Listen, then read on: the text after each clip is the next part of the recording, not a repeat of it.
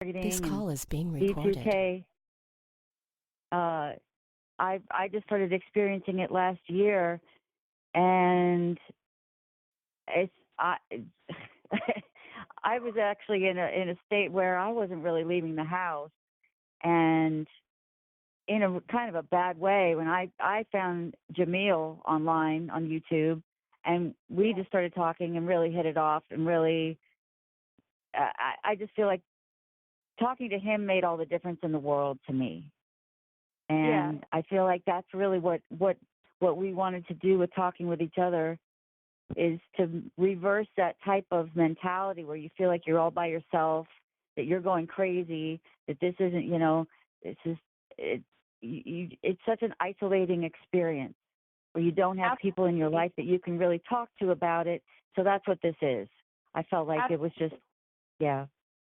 Yeah, it's the most intense, cruel operation because you get it from all sides. You get it from, strangers, family, everyone. So That's it. It's unbelievable.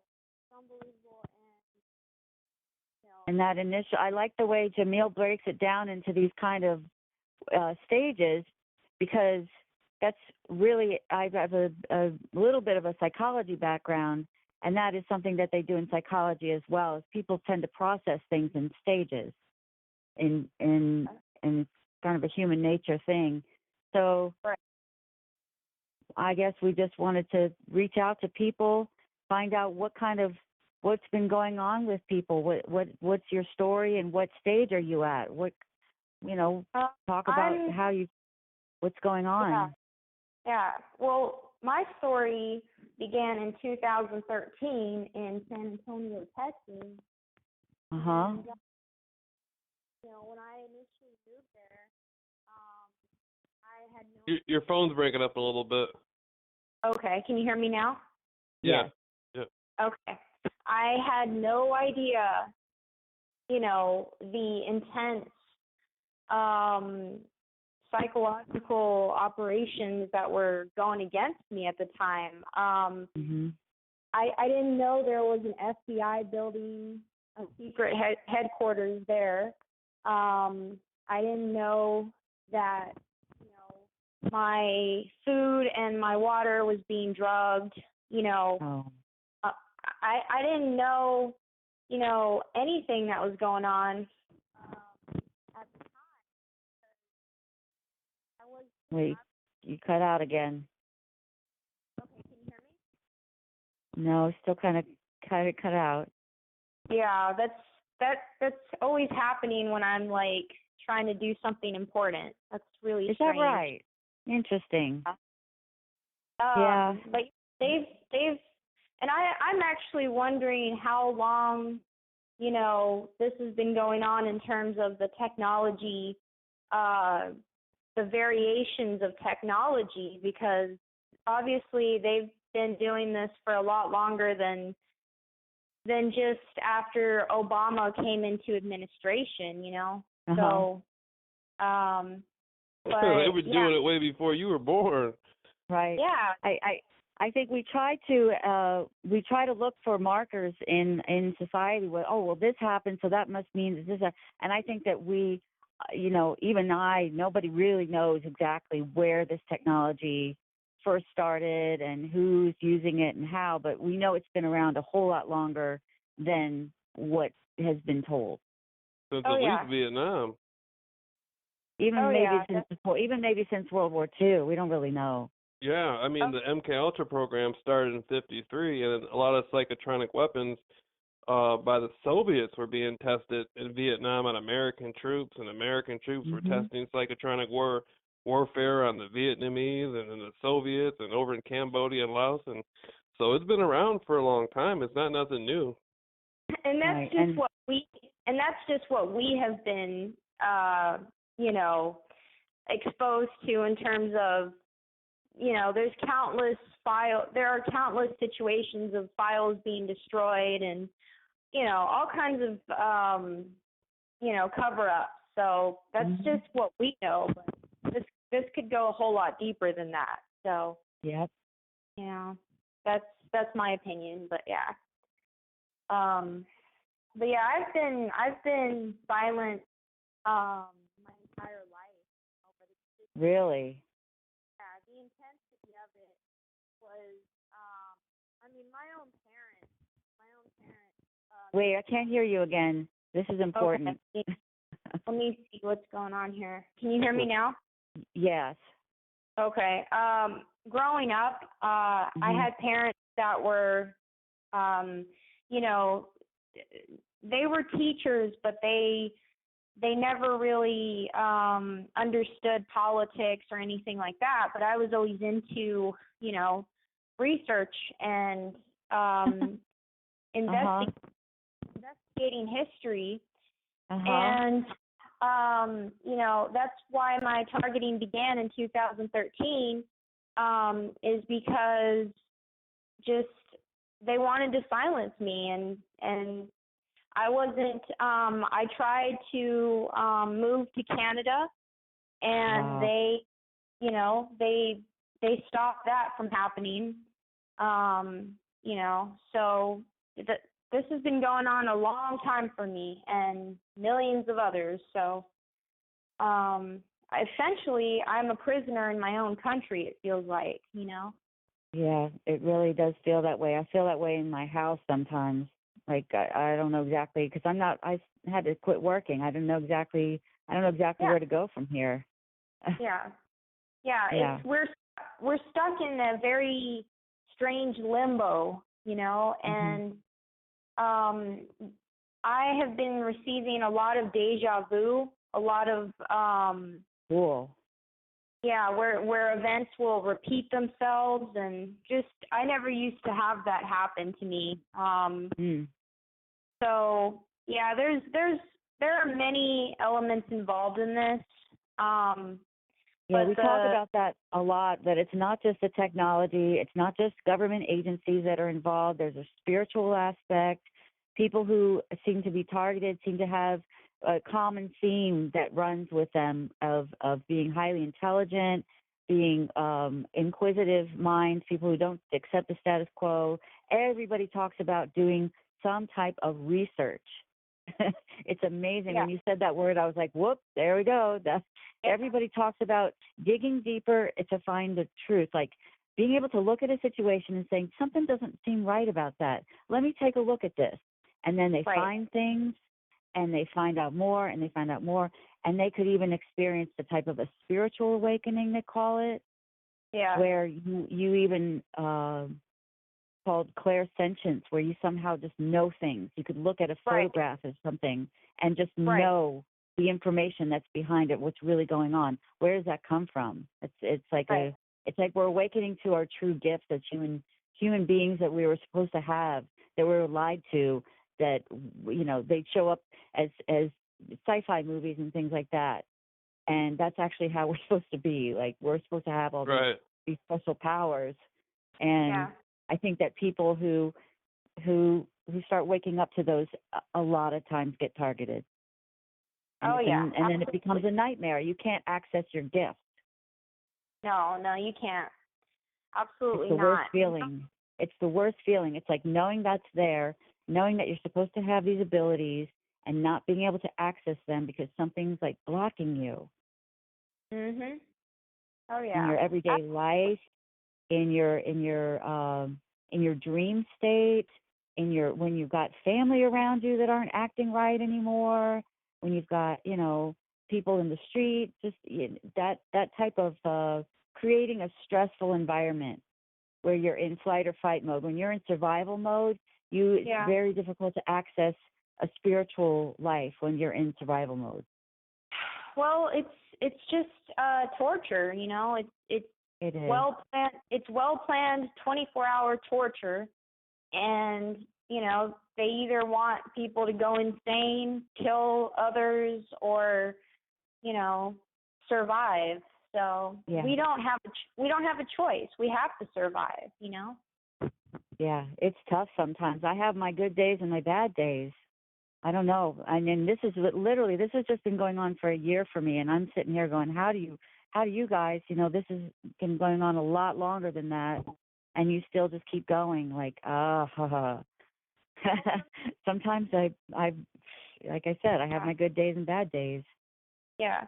It's been going on 5 years for me, and I think I was already prepared because I was abused as a child. I had abusive parents, so and they're very good at denying. They're very good at denying it. So I was already essentially kind of, socially just prepared, I guess, for being blamed and stuff. But the level and intensity since 2013, because of the Obama administration, has been unbelievable. There's just too many instances that I can't even, but it's been unbelievable. It's been unbelievable. Over 5 years for me. So yeah. Terrible. Terrible. It is. It's historically cruel, and the whole world knows that this is going on, but they can't really pinpoint what's exactly going on. So that's where they get us, is like, if we try to speak out and bring attention to it, it's essentially shut down. It could really get worse. I think Jameel's had some experience with that. With the gang stalking getting worse? Well, yeah, getting worse when you try to speak out about it. Yeah, if you do, I mean,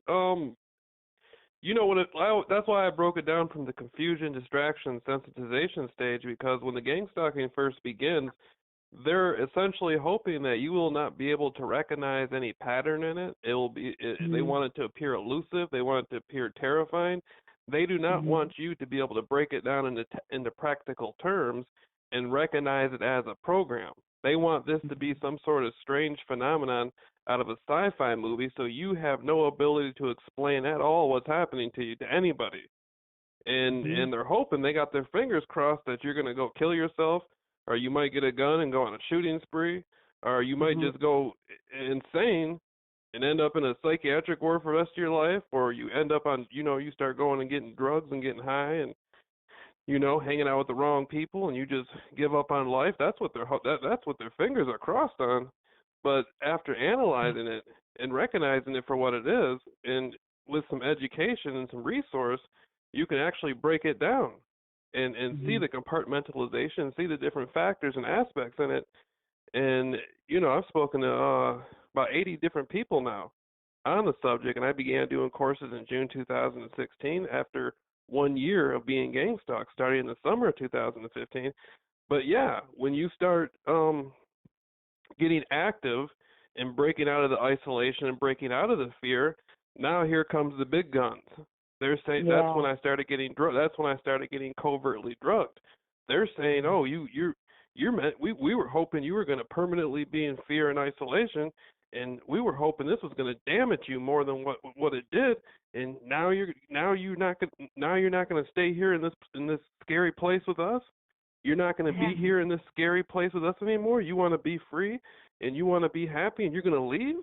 What I thought we had a relationship here. I thought you were going to be scared and be hopeless, and you're going to leave this relationship and go and educate yourself and find people and explain this? Oh, hell no. Now we're going to start drugging you. Now you really messed up now. That's the mentality of it. Oh yeah. And so you can expect people, when you no longer want to participate in that relationship with it, yeah, you can expect some extra stuff. That's where the distraction stage comes in at. They're going to use everybody around you. They're going to use every tactic they have, every tool they have, because you're saying, wait a minute, my God didn't put me on this earth to have this relationship.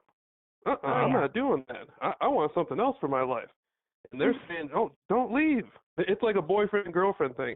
Come on, baby, don't leave, baby. You remember how it used to be when you were scared all the time and hide in your room? Remember how good it was when you they're trying to get you back into, It's twisted relationship. It's a very abusive relationship. Yeah. Oh, you know. God. Yeah, that's what is a relationship. Come on, you remember how good it used to be when you were scared every night and you couldn't leave? And come on, remember the good old days? You know, that's what it is. It's the psycho relationship where, stalking relationship. Absolutely. Yeah. Oh, yeah. Like smiling in your face almost. And using yeah. people in your life and when you notice like people in your life aren't acting right anymore. That's like it was one thing for me when I would see the quote unquote gang stalking. I would like I would look around and I'd be like, you people realize how obvious you are? I mean, is this supposed to be something that's hidden, that's just going to hit me subliminally? Because it's not. If that's what you're trying to do, you're doing a bad job. Like, I would approach them and talk to them sometimes. Oh, wow. So, yeah, I would just start conversations, ask directions. One time I noticed this guy had followed me to the bank, and so I just walked out of the bank and like walked to his car window like I was trying to hand him my bank receipt, like walking it with it in front of me. Like, here you go. This is me. This is who I was here at this time of day. This is how much money I have. This is, you want to see? Like, here you go. I know you're following me. You want to see this? It's fine. I don't care. Like he the look on his face was like, oh my God, I gotta get out of here. I gotta get out of here. And he slammed on the brakes and the gas and the brakes. And he went back and forth a couple times before he peeled out. So that was like very entertaining. But then it went to another level where it was like I noticed that people in my life, like my mom, like all of a sudden wasn't acting right, and like I was noticing strange vibrations in my ears, things going on inside my head when I was sleeping, like things not it. And then when that went into a whole new level of, oh my God, what is this? What is this? And going online and finding, oh, they have things called voice to skull technology now. This is what I'm going through. Mhm. Yeah. Sleep deprivation. Yeah, the sleep deprivation is very, very intense for me. I mean, they just love to wake me up on command. Thank you. I'm glad that you said it. It is the worst feeling when you're trying to. You've got to get you've got to get to your job the next day. That's the reason that I left my last job was I would not sleep sometimes for 4 days in a row at all. Just no sleep at all. Oh man. And and I would be in such a state of I don't know what's coming next. I can't function. I can't think straight. I'm afraid I'm going to mess up at work and somebody's going to say something and I'm going to say the wrong thing. I was working as a counselor actually at a rehab facility where, people were really traumatized. Right. And I knew this. This is the job that I wanted. This is exactly what I wanted to do with my life. And I finally get this job and I am so freaked out all the time that I'm not able to function and not able to process other people's issues because I can't process my own issues. And I finally had to leave and try to regroup and say, okay, well, you know what? Maybe I can't be a counselor in a facility like that where I am surrounded all day long by people, because it was really like a holding cell. It was almost like kind of a jail, really. And I was never able to kind of separate myself from this large crowd of people. So I said, well, maybe there's a different way that I could do some type of counseling. And that was why I was so happy when I found Jameel. Was like, okay, maybe I can do this over the phone from my house in a safer, quote unquote, safer environment. We'll see. Right. Maybe this could develop into something else. Right. Absolutely. Yeah. You got to keep moving and keep thinking of different ways to live, to survive, to not just survive, but to thrive, to say, okay, this is my experience. I'm not going to let it change me. I'm not going to let it define me. That's what Jameel was saying last night that I thought he said so well. I am not going to let this experience define who I am. Right. That's right. Absolutely. you know what they're one of the things they're doing now, well, not that they're doing now, they've been doing it, but a lot of times people will ask, why do they use more noise campaigns for me and they don't other people are? Why do they use more visual techniques, the brightening and That's the a good color question. coding? It has to do with your learning process. Some people are Mm. audio learners. They learn better Mm. hearing. Some people are visual learners. They learn better It's seeing. interesting though. How do they know that? How do they pick They that do. out? Oh, because they're psychologically profiling you. They may Yeah. be evil. There may be evil. I can't say all of them are necessarily evil. That's that's very debatable what that word means in a lot of different ways. But these people are practical people. They're pragmatists. Like Mm. everything they do is pragmatic. Right. They do psychological profiles and evaluations on you. They've looked into your school history. They want to know how your learning process works. They evaluate you. They look at your eye movements, your body language. They do different sorts of tests on you periodically, and they want to know, is this person an audio learner? Can we Right. train their mind for the psychological harassment better with noise campaigns, or should we focus more intently on the visual aspect of it with the color coding and moving objects around in the person's environment? And Mm. so a lot of people ask these questions. Why do they do more to me than other people in this way? And other people don't get that. Mhm. It has to do with your brain. They're talking to your subconscious brain because your Mhm. subconscious brain is still conscious. It's still consciousness, but it's more powerful. The subconscious mind is the most powerful, and that's what they're trying to access. They're trying to get real estate into your mind. Oh yeah. Yeah, I feel like that's the Absolutely. stage where I'm at, where it's like it's gone all subliminal. I can't even tell when it's going on, and that's I think that gets scarier at that Oh point yeah. because I don't have control over it. I can't see it in front of me. I can't identify it as, oh, this is what they're doing. I don't know that they're doing it. I can't, Absolutely. and that's what makes it that was so much more difficult. How do you Yep. how do you identify when thoughts are not your own thoughts? Dreams are Right. not your own dreams. Right. Yeah. Welcome to the new order of things, I Yeah, guess. right? That's Uh, sick, right? oh yeah. Oh yeah, yeah. You want to be spiritually. You want to have spirituality about yourself and ask questions and be artistic or be a conspiracy researcher and question things. We're coming after you. Mhm. Yep. Yep. That's it. I mean, and the thing is getting it on a local level, on a federal, it's just so many levels. Yep. eh, and you just have to deal with it constantly. If there was like a time when it didn't go on, but it's just the ongoing bombardment of it is just unbelievable. It's like, Yeah. how much are they investing in these programs? That, Right. But I love I mean, your mind. I would love to do some type of I know I've heard of people doing this before. I just have never seen one of yeah. somebody doing a psychological profile of people who are targeted, because just listening to you talk, I'm like, this girl is a genius. This girl is so Yeah. smart. And the way that you're taking it as this terrible thing that has happened, and you're sitting there analyzing it. You're like, you're not even.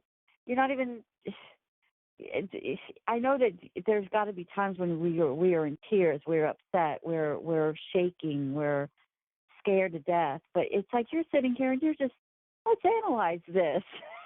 Oh yeah. That's their reaction. It's Oh yeah. great. Well, we have to turn the tables on the people doing it to us. I mean, Yeah. if that's what they're calling for, I mean, Yeah. trying to make us look insane, So. Of course, and that's why I always say that education is the best tool to do it. Break down what's happening to you and explain it to Mhm. people like both of you have been doing. Not just Yeah. I'm not talking for myself. I'm talking about both of you have been doing that.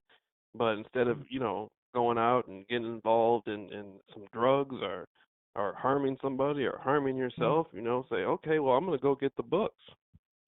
Yeah. I'm gonna put some education into it and study what's going on and do my homework and break it down and go get some books. That's the best thing you can do. Oh yeah. I don't know if you guys experience time lapses, but that's what they've been doing to me. Wow. Yeah, I'm having time lapses. They'll slow time down for me. You know, they're really getting me hard. They're really getting me hard. That is, they might have gone to a whole new level with you. This is some serious high technology. Oh to yeah, be able to do that, to be able to alter your perceptions of time. Yeah, it's human trafficking. That's all it is. Yeah, because, absolutely.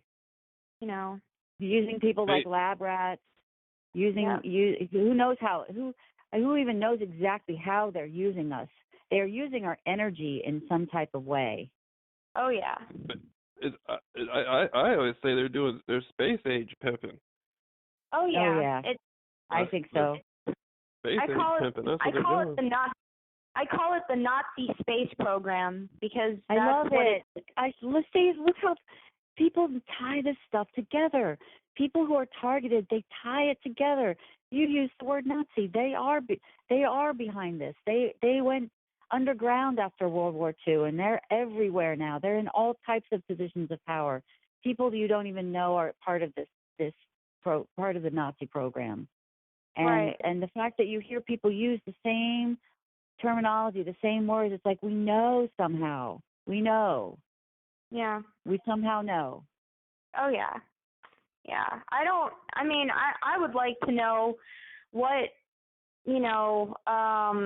what their intention is. That's what I want to know. Mm-hmm. Like, what is the grand scheme? Yeah. I mean, what's the goal here? It's like, what's the goal? Yeah, well, they've done a lot. They've done all these experiments in the past with something known as primate research. The MK Ultra project had about 150 sub-projects underneath it, and that's just what's on record. And a lot of this started with primate research, monkeys and chimps. And so since the primate research started, now it's coming to the point to where humans are now the monkeys, and so they're opposing a challenge. This is a challenge. They're saying, what are you gonna do about this? We're paying people Walmart cards. Yeah, I think it goes. I mean, I think that's part of it. I think that the scientific community benefits from it. The hospitals, psychiatry, they benefit from it. And then you can talk about artificial intelligence. I think that all of this type of brain mapping, remote neural monitoring, where they figure out your responses to stress, that can be all this stuff can be uploaded into an artificial intelligence kind of mainframe where they can mimic human behavior. They can learn more about how humans are and upload it. They can take this information using the technology that they're using to pick at our brains, basically, to cause us to have thoughts and then to map out the reactions to the thoughts. That all can be uploaded. Yeah, and as you're speaking, I just had some children dressed in all red go by with their mother. Really? Is that right? Yep, as you were saying that. So as I was saying that. How about that? And Lisa, I must have been right. I must have nailed something then. Wow. This is Brendan, she's had international experience with gang stalking in as far away as Argentina. Really? You went down to Argentina? Oh yeah. I went down there and a lot of Nazis down there. Yeah, with the red colored, people in red. They love dressing their children up in red. That's their little game. So I'm actually trying to take a photograph, but I don't know where they went. So. Wow, that's interesting. Oh yeah. Right as you were speaking, a mother and her two children, all bright red, and the bicycles were red as well. Wow. So, yep, this is really, really organized. Wow. How about that? Yeah. How about that? It's unreal. It's unreal. I have cars circling my house 24/7. Everyone's involved. So, yeah, this it's is terrible because I feel like, when so say, you're talking to somebody on the phone, you don't know who they are. They say they're a TI, but you don't really know that. And so then they're talking and all this about their own experience or what their own feelings or thoughts are. And then you see this and you're like, well, is this person involved? That's where you thought, or are they listening in on this phone conversation, which I'm sure they are, and orchestrated that to, somehow sensitize you when you hear that information? Yeah. Well, I mean, I initially... Or is that just something that goes on anyway all the time and you don't really know when it's going to happen exactly? Well, I mean, did you question when you first met Rare Art? Did you question if he was a true TI or not? I didn't actually say that out loud. Mm-hmm. I question everybody that I talk to on the phone. I wonder. I wonder that about everyone I talk to. Absolutely. If someone, and I've actually heard other conversations where maybe I didn't join in the conversation. I just listened to other people. Yeah. And it was it's interesting when you hear somebody else listening to someone and hear them talking and maybe saying the same phrase over and over again, and to have somebody else say, who are you and how did you get on this line, and are you really a TI or are you a perp? Right. And you're like, wow, this is how they get our brains to function. We can't trust anybody. Oh yeah. It's it's crazy. It is. I mean, it's just, there's so many, there's so many levels of it though. That's the thing. It's, I mean, what I think too, ultimately, after the AI, that's like after we go through like the police and the government agencies and the doctors and we go to the higher echelons of society, like the hidden societies, those type of people. We go to the Nazis, Illuminati, whatever you want to call them. Then you go to government officials, people who are in power. They know all about it. Then you go to, the scientists doing artificial intelligence. They know about it. You go past that, you go into more of these occult type groups. Yeah. Then we're talking about actual. I think this goes as far as spiritual. Yeah. Where they can. There are people out there who actually know and understand that we are these multidimensional beings, that we aren't just these three-dimensional humans that are stuck here in these bodies. Meant to be multidimensional beings that are able to be telepathic, be telekinetic, have healing abilities, be able to be clairsentient, clairaudient, clairvoyant, all those things. Seeing multidimensional beings, seeing aliens, ETs, and being able to travel the space-time continuum at will whenever we want to and come back and create our reality in front of us wherever we want to go and with whomever we want. And I think that's the ultimate goal, is they know that that's who we are, and they're stopping us from getting to that point. They feel extremely threatened by it, too, because they've spent millions, like at Stanford Research. How many billions of dollars have they spent on this? At Stanford Research, they've spent millions on paranormal. It's up into the billions out of all the different colleges and universities and organizations. But just Stanford Research alone has spent millions on paranormal research, studying psychic abilities, ESP, remote viewing, astral projection. And people sit there and laugh at that stuff when you got educated men with PhDs, well-esteemed intellectuals spending millions on studying the psychic capabilities of humans. They feel extremely threatened by it. It's not a joke to them. No. And the military finds out that people have these abilities. A lot of times they recruit them. You know, they pull them in. And they. When I was I was in the psych ward in San Antonio for a few days because I couldn't understand what was going on, and I had a team of women, you know, show up and say, "We'd love to have you join us," and disappear. Oh my God! Like, yeah, I was drugged up. I was dosed. And, me too. You know. And I had the doctor say to me when I was leaving, she said, "I wish we could keep you with us here longer." Oh wow.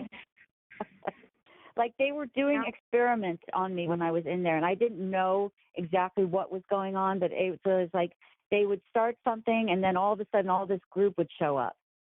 Yeah. Wow. They said that really? to you? Yeah. I had a team of like 4 women, and I knew they were from the government, and they were so like calm and nonchalant, and like, "We'd love to have you join us." And I was just, you know, they had me on like 9 different antipsychotic meds. Me too. So many drugs they put you on in there, so you can't think straight. You don't know what's going on. No, I was out of my mind. Those drugs caused me to be out of it, you know. I wasn't out of it when I got there. Oh my God, me too. I felt like I was on cloud 9 when I got there. I felt like I had finally discovered who I really was. Yeah. And then they threw me in there and shot me full of drugs that made me so sick and gave me like all this like holes in my memory. Can't think straight. It's so infuriating. They gave me hallucinations. They gave me just things I've never had. It was literally like those drugs they gave me were literally engineered and triggered to cause me that, you know, like specifically for, you know, and there's no telling what they gave me. That's the thing is like, you know, a lot of those doctors I actually went and got I was going to try to see if I could actually sue the hospital for involuntary commitment and forcing me to take drugs when I begged them to not let me, you know. They told me they were giving me 2 different drugs. 2. I got the hospital report. It was like 12. There were 12 different drugs they were giving me. Oh wow. Yeah. And that's not. Yeah. Wow. And that's not counting all the. And that's not counting all the drugs in your drinking water. Yeah. All the how we wash our dishes in the drinking water and take showers and open our pores up and let that water into us, and all the drugs that are in there. Oh yeah. They're always taking. The public's always on drugs. They just don't know nothing about it. Oh yeah. And I mean, it's this hypnosis going on is the fact that they can command a citizen to you know, go to sleep, wake up, you know, that's part of human trafficking. That's like sex trafficking. That's a lot of women are being used for, a lot of women are being transformed into prostitutes, intelligent women. Oh, it's so true. You know, it's drug addicts. It's what we see in our music videos, and those were once just intelligent people that were slowly denigrated by these drugs, and they did it slowly too. They wait long periods to slowly introduce new types of things they want to do. I've often have it noted as the war of attrition. You go back to the Fabian Society and go look at their symbol, and it's a sheep in a wolf's clothing. And it's General Fabian. He gradually got to his goal, the war of attrition, and that's exactly what they've been doing to the public. In America, you put a frog or a toad in a pot, and it'll jump out if it's hot. You put them in there and slowly heat it up, and that's what they've been doing. They've slowly been heating these suckers up. Yeah. It's like, so what types of things do you use to keep that from happening? That attrition, like of your, say, that, like you say, it's like a slow kill program where all the poisons in the air and the food and the water and everything slowly get in your system. That's one thing. But what about if they're using like certain types of brain targeting, certain types of brain manipulation? Yeah. How do you combat that?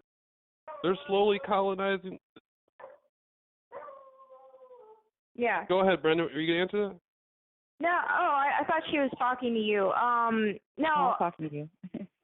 Yeah. For me, I mean, really, I just use music to kind of counteract what's going on, but the ability to control me is already there. It's I mean, we're all being controlled, There's this is not a free society, No. Silence and control, How do you support yourself? How do you get by?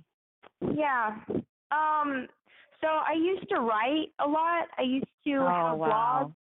I used to have blogs, but now and I used to actually work. I used to work. I did many different warehouse jobs and factory jobs and manual labor jobs. But I when I was a child, I used to invent things. I was very bright, and obviously. Yeah, well, since this whole program, I have been unable to really get out there and succeed at functioning and it's just heartbreaking. I mean, me neither. I feel like all the time, like I'm just struggling just to survive every day. And the thing is, like, I was inventing things. I was writing things. I was going around talking to people. I wanted to start a foundation for nonviolent youth offenders that had gotten stuck in programs like Stop and Frisk in New York City. And, kids who are really bright but just were wearing the wrong thing in the wrong neighborhood at the wrong time, and they get stuck in the system, and they become like, well, fuck it, who cares? If I'm doing the best I possibly can out here, but you're going to call me a criminal and arrest me. I might as well be a criminal. And that's how a lot of these kids get stuck. And I really wanted to try to help those types of kids. And it's like, I can't barely work. That's something that's really scary to me. It's like a type of soul murder. They're taking away the best and brightest people in this world. They're taking them out. But we're still around. We're just not able to express ourselves the way we want to, the way we're meant to, because we're under constant attack. Right. We're just neutral. We're being neutralized. There's another man walking his dog dressed in bright red that just passed me. Amazing. Yeah.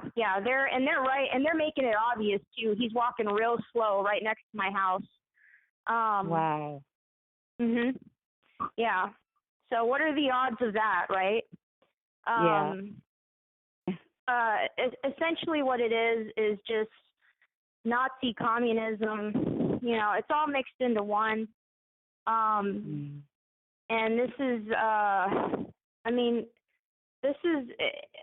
this is a type of torture that eventually will be uncovered, eventually, and exposed for what it is, as it's a crime. That's all it is, and it will be exposed. To people is just unfathomable. To do this to people who are creative, who have brilliant minds, who have things to offer the world to make the world a better place. Those are the ones they target the most.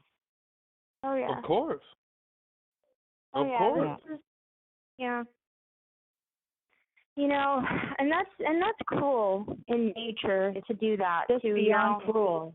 It's beyond cruel to do that to people. I don't know who they think they are. I don't know what. That's why I wonder about this. Who people who are behind it?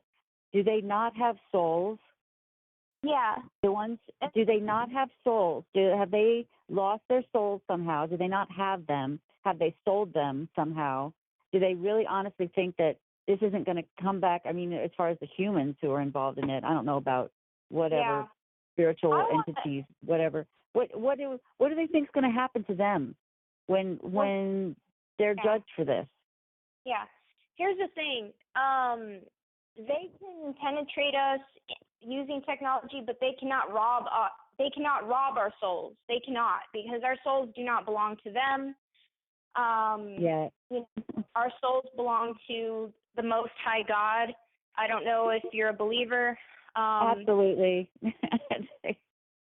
I mean, I have issues with organized religion. A lot of times, I think that people in churches really get targeted.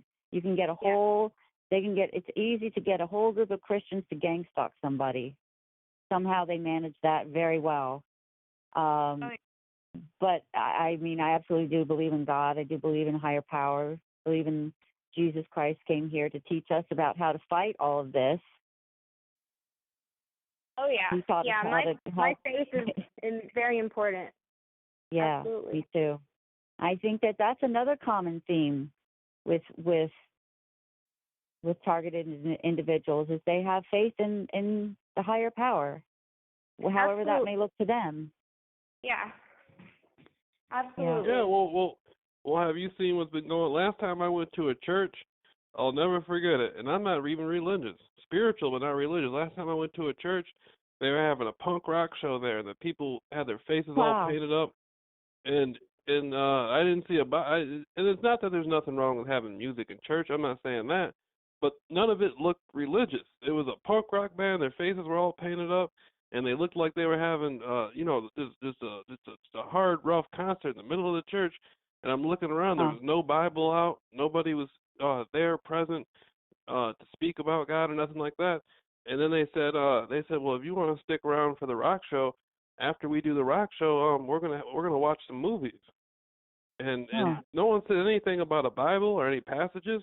Basically, they were doing a punk rock show with their faces all painted up, and then they were going to be watching movies, and that was it. And so I said, wow, it makes a lot of sense to me why there's no God involved in anything, because no one's talking about God. No one's talking about anything spiritual. Nope. And you have to look out for cults as well. Mind control cults. You know, I feel like, you know, it's all been infiltrated, but, you know, it can wear you out. You know, that's the thing. That's their goal. That's their ultimate objective, is to wear out people that are intelligent, you know. You know, I feel like talking to somebody like you keeps me going. Yeah. It keeps me going. It really does. Listening to you talk, listening to the way your mind works, that keeps me going. That gives me hope. And it took me a long time. It took me forever to find others, you know, find the others. But I just started. Jameel was the first one I found, the very first one. Yeah. Yeah. Yeah. This is you know, and they're very, very good at what they do, because they use cover excuses such as when I was being bombarded by Pokemon Go players right in front of my home. Right in front of my home, there were 5 strange vehicles right in front of my home, last home I lived in. And these, you know, hold on one second. I'm something here. Okay, I'm sorry. This situation was so obvious. It was so obvious. It was right in my face, and I had very many strange men stop in front of my home with cell phones and taking their time. And you know, I asked this one man. I said, you know, what are you doing? You know, what are you doing on my property? And he's like, oh, I'm just playing Pokemon Go. You know, it's a man in his 50s. You know. Yeah. Just, you know, no, you're not. I don't believe it for 1 second.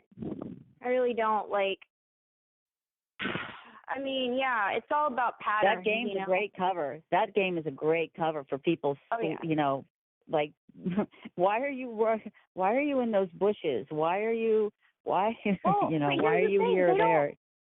They don't hide in bushes. Nowadays Yeah, they they're just don't. they're so open about it. Mm-hmm. They're proud of what they're doing, you know?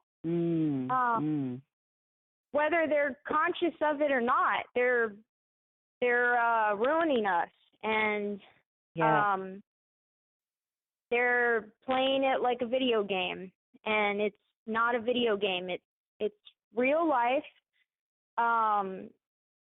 You know, gentle souls are being tortured, and you know, you're absolutely right. Gentle souls are being tortured.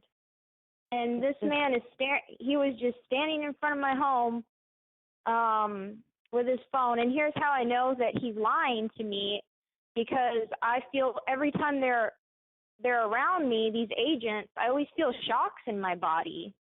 Wow. Somehow. Yeah, I always feel pain. I never used to feel pain before this program began. So, oh man.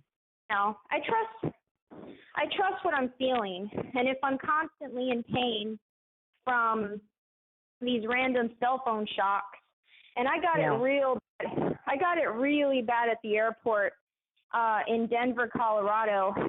Really? Yeah, I got it real. Have you seen the Denver, Colorado, the painting they got in there?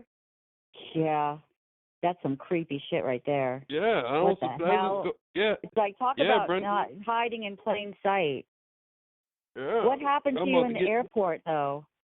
Really? Well, when I was essentially waiting for my flight to Argentina, and I was sitting there, and I was being monitored by,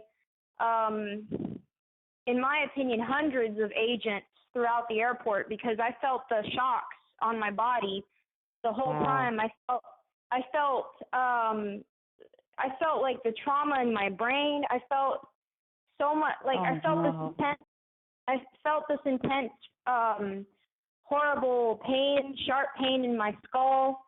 You know, they were paralyzing me with these military grade weapons at the airport, and they were so acting like zombies. They were so nonchalant about it. They were making hand signals.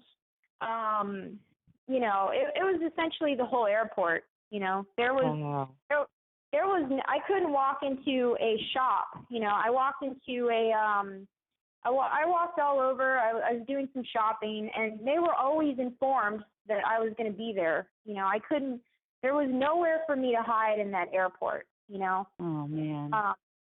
It was I even tried. I went you know, and it was just they sabotaged my trip. They completely you know. I've heard of this happening and being especially bad in airports. Even people going and killing themselves in airport bathrooms. That's how bad it gets. Yeah. Yeah, it was. And I just remember how angry people were when I was in the bathroom trying to, you know, hide from these electronic attacks. Yeah. Attacks increased. Like, a lot of women were angry at me. They were entering the restroom, and How did they express it, or how did it come out? Their faces. They were they were growling at me. They were. Wow. You know, they were just acting very strange around me, and a lot of them were pointing their phones at me. And this was in the restroom, you know. Wow. So, I mean, I wonder if they tell certain people that you are, say you're some, you know, criminal, or they said terrible things about you, and that's how they get them to do things like that. Yeah, it must have been something, because you know, I remember the only place that I actually felt safe in that airport, and there were a lot of people that weren't in on it. A lot of. Can your phone? Hold on a second. Your phone's going out again. Can you hear me now? No. A little bit, not much more. It's. Can you hear me? Yeah, it just checked out. Okay, hello? Yes, there we go. Yeah, we can hear you. Okay. All right. Okay. So as I was saying, the traffic at the airport was it was very congested once I was in the bathroom. I remember the thing is, like, I always do this thing where I just show up early to situations and then kind of test out and see who's going to show up. And the women that were showing up at the restroom at first were just normal women, but it's, I'm sure as soon as the alert got out, that's when all this increased, because the anger towards me increased, and the pain waves, the shocking pain waves, aimed at my body parts, Oh God, it's awful. Yeah, and you have to pretend like it's not affecting you, but you're suffering, And right, absolutely. Yeah, I'm not going to lose my professionalism and my dignity over this. Because it's really hard. Yeah, it's the hardest. I was talking about treating people, getting some type of counseling going with TIs where you treat them for PTSD, post-traumatic stress disorder, because that's what everybody has. But we were talking about this last night, Jameel and I, and he was like, well, there ain't nothing post about it. That's the problem. It's not, it's ongoing. It's not like it's an event. Post-traumatic stress disorder, by definition, is symptoms of flashbacks and things like that of an event that happened long ago. But this is just ongoing. We are being constantly traumatized. Yeah. Right. And like so the how Vietnam do you treat vets. that? Yeah, exactly. I have the exact. That's the $1 billion question. That needs to be answered, and it needs to be answered. It needs to be answered now. Yeah.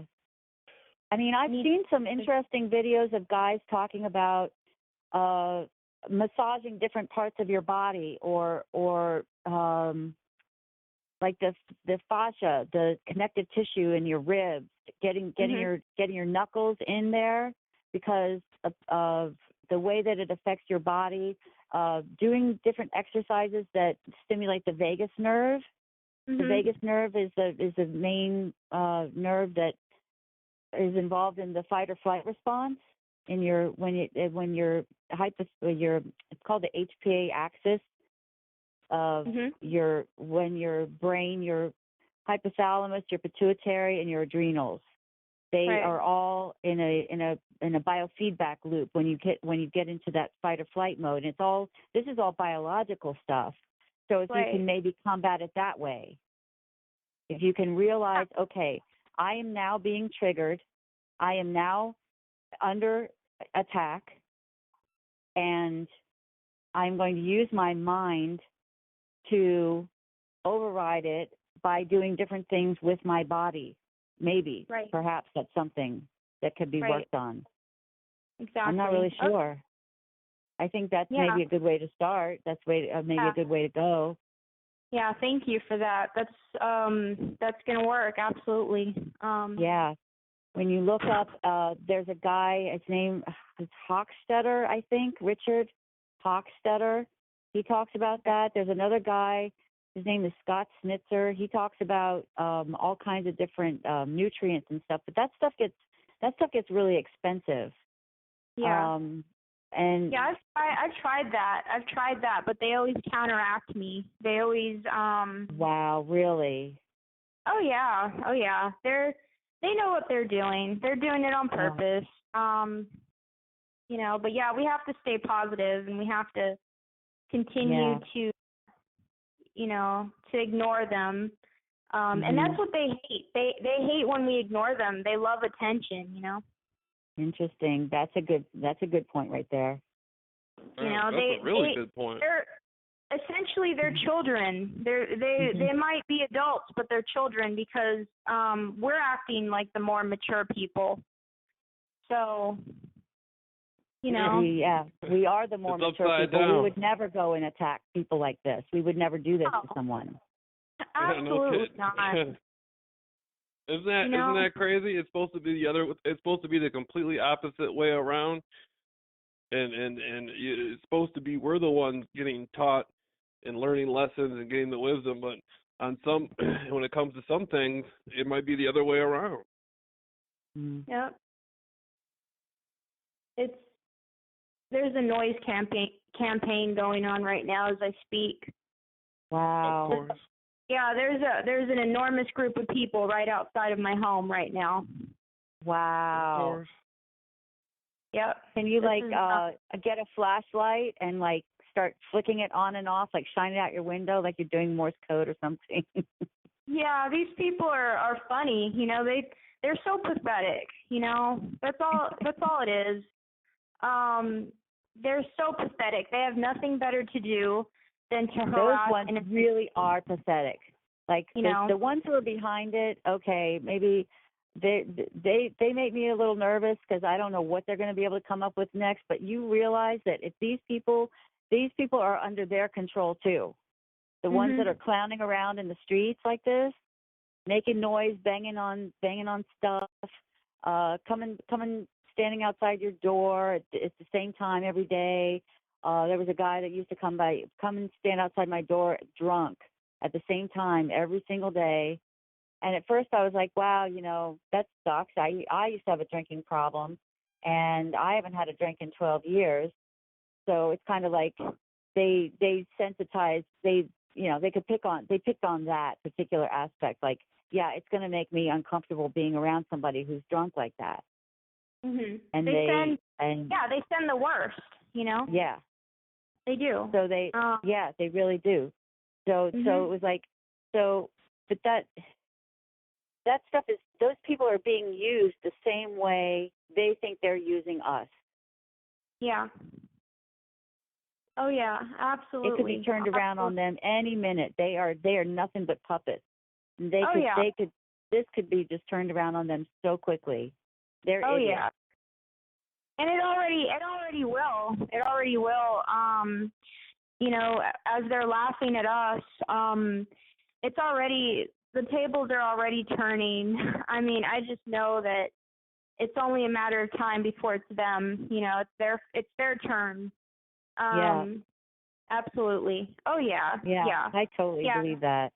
Yeah.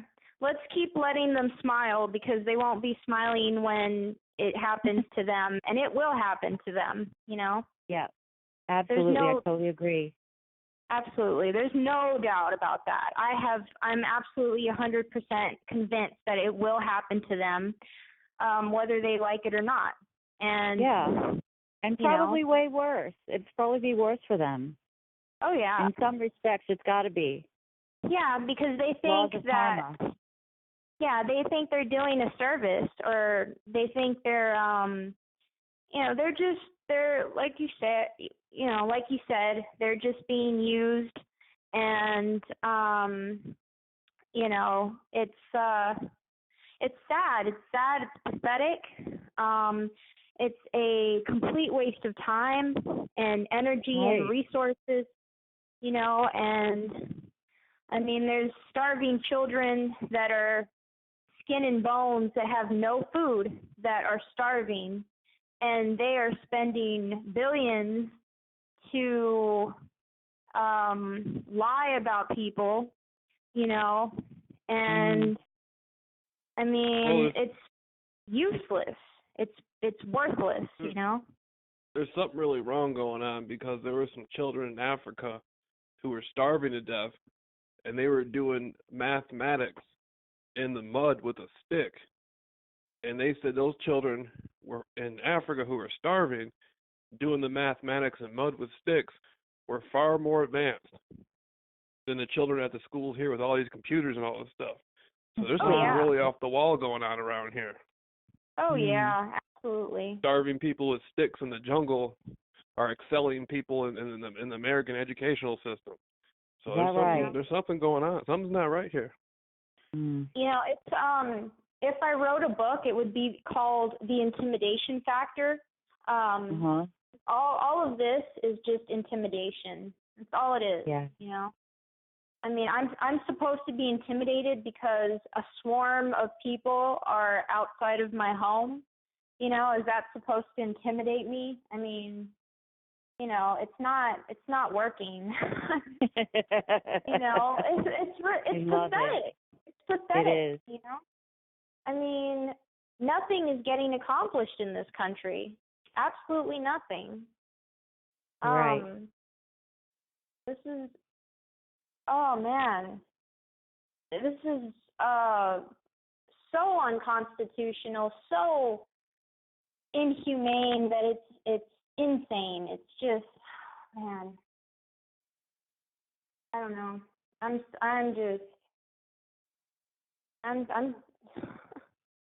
I'm laughing at them. I look for things sometimes like I don't know exactly what to do with myself these days. Like I don't know. Sometimes it's hard just to feel motivated to do anything. Like I feel like I don't like I'm kind of I feel like I'm on the verge of okay, something's got to break. Something's gonna show up in my life that Right.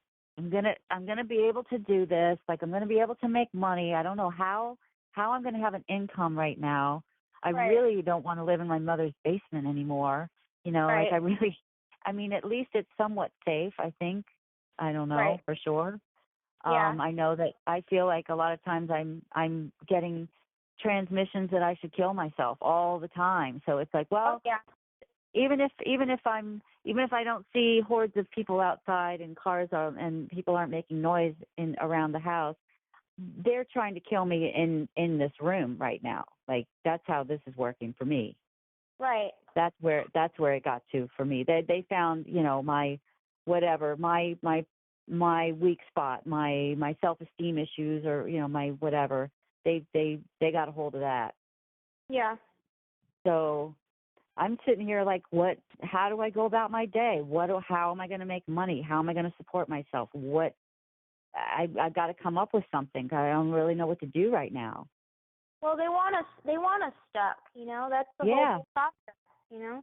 The process of their program. Not ours. We can do more with less. We can do more.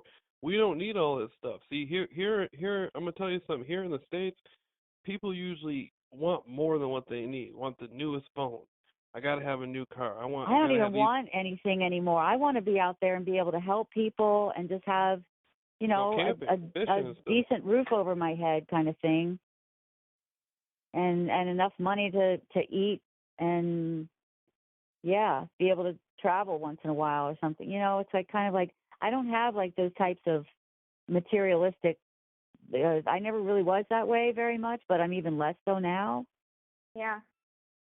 I mean, I can't even live with my mother because she has her boyfriend over, you know, 24/7, and it's just a constant, you know, it's like a battle between me and him, and it's so uncomfortable. Oh, that's terrible. Oh, I'm so glad you're not living with her then. I'm so glad. It's uncomfortable. Oh, it's awful. Wait, I think you cut out again. Okay, can you hear me? No. Okay, hold on. Can you hear me now? Okay, Hello? Now I can hear you. Yeah. Okay. Yeah. Yeah, I feel for your situation. I know that it's not convenient, you know. But essentially this program has to have an end. And our goal is to survive, you know. Yeah. Yeah. I know. Yeah. Go ahead. So we were talking the other day with somebody who brought up, she said the funniest thing, she said, you know, you hear about the Russians coming and dropping the EMPs so that they knock out the power grids. And I was thinking, wow, that would be great. No more being electronically harassed or gang stalked. It's like, I would rather have no electricity and go back to the Stone Ages and try to find clean food and water to eat and not be attacked anymore and just be free. That'd be great. Knock it out. Yeah. Go ahead. Well, that's actually what we're wishing for. That's kind of sad. Yeah. I'm just researching, all of the Nazis and the Soviet Union, just all this stuff, and it's just so, it's like they have me in a perpetual state of history research. It's like interesting. I would like to carry on with my life. I would love to. I'm in the same boat as you, and there's millions of us that are stuck. And I would love to. I would love to get a life, and these people need to get a life, but they rely on the government. And what is the word in the government? Government, like mental, like you're being rolled by it. And self-businesses, like when the Jews had their own businesses and the Nazis came and smashed their businesses and destroyed, they destroyed their only way of making a living, Yep, they did that first before the Holocaust started. That's how it all started, by they were violating their civil rights first. Absolutely. Before they ever got to the camps. Yeah. Absolutely. Yeah. It was a and then leading everybody up to those camps. And then everybody said, "Oh, the Holocaust is over, so the concentration camps are finished." But then the Soviets came and took over the concentration camps and kept them going. A lot of people don't know about that. Wow, I had no idea. Are you serious about that? Yeah. People say, "Oh my God, World War II ended and it was over with." Yeah, okay, it was over with. But the Soviets came and kept the concentration camps going, and they didn't. It might not have been the same people in them, but they put new people in them. They turned them into gulags. And so that's a whole part of history people don't know about, how they converted the Holocaust camps over into gulags. What's a gulag? Like, I don't even. A Russian penitentiary, a Russian prison. Oh wow. Yeah. Here we go. They're famous for the gulags in Siberia because they were so far removed from any civilization and in the middle of the frozen tundra kind of thing. Yeah. People said, "Oh, the Holocaust is over." That means the Nazi concentration camps. They found all new ways to control people. They found all new ways to do it. This is state terror. Turn them into gulags against their own citizens. State terror. Oh yeah. Yep. It's well, at least we're not alone, right? We have each other. I mean, yeah, that's true. That's what it boils down to. We create energy by getting together like this. That's what I say is the most important thing, is keeping connections of energy going, and that's what we do by talking with each other like this. We keep the threads. We keep these threads going. These threads mean something. They are important. And we need they to have value. We need to be out there with each other, camping and fishing and hiking and stuff, and getting people together. That's what I'm working on right now. I was going to talk to you about that too. Lisa, why don't I bring I want to talk about, hold on a second. I was going to say, I'm going to turn this thing off so we can talk more openly. Hold on a second. But go ahead. Oh no, we're saying about getting together, actually being able to, I don't know, like you said, hang out, go hiking, something like that. Absolutely. I think that'd be